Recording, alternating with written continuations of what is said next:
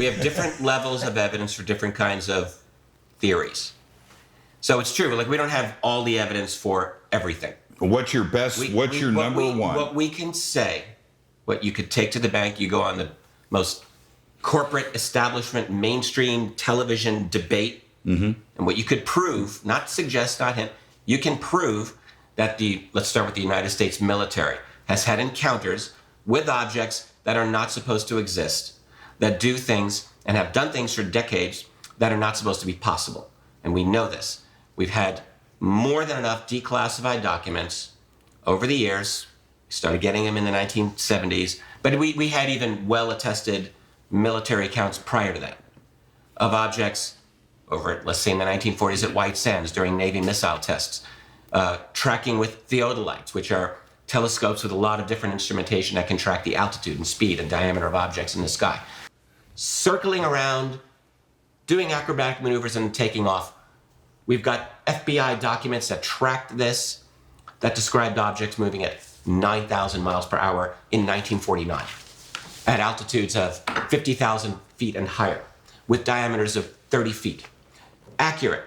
Again and again, you have, so we've got statements by the highest level military base commanders and beyond expressing extreme concern and worry over these objects. Professional witnesses, Richard, but like Whitley said, it's still just stories. No, they're not just stories. This is at a higher level. But let me... These are more than stories, and what I would just say is those cumulative documents that we have are not proof that these are aliens. Right. That's not proof. But they are proof that there is something important going on that we don't have a proper explanation of, and that we demand an adult conversation in our society to understand what this is. And it certainly is something extraordinary. So we start there. And obviously one possibility is that it is something beyond our civilization. And I would say another level of evidence, not quite the same. You knew Leonard Stringfield. Yes. I never had the honor, but I've read all of his work.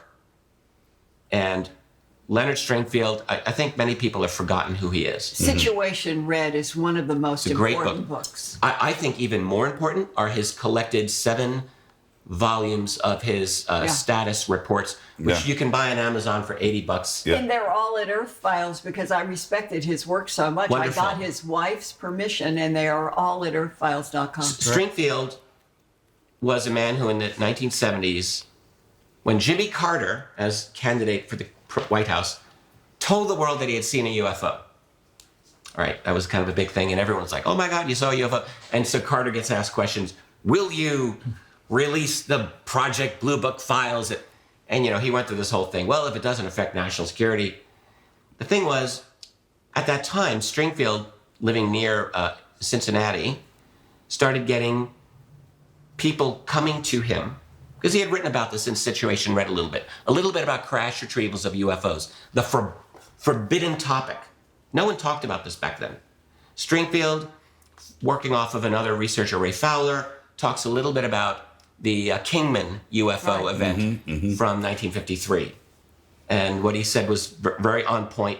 People started coming to Stringfield thinking, well, if the president's going to talk about this, let's give you my story. He starts getting dozens and scores, these amazing stories of people saying, yeah, I did a security detail at Wright-Patterson Air Force Base and there were 9 alien bodies. Or someone saying, yes, I read a top secret document about a series of UFO crashes in the American Southwest in the 1950s, and what have you. And he started getting them all.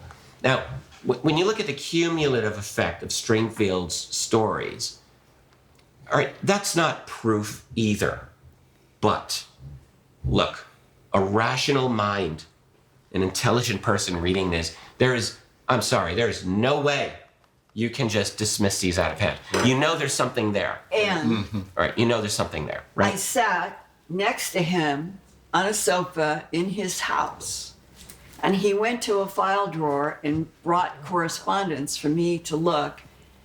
And he said, Linda, I was in the U.S. Air Force.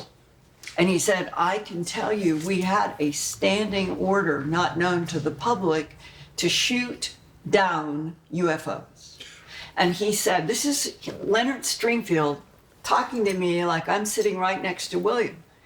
He said, we lost so many pilots trying to carry out that order, and not a single family was ever told the truth. Wow. Quote, unquote, Leonard Stringfield Wow. directly to me.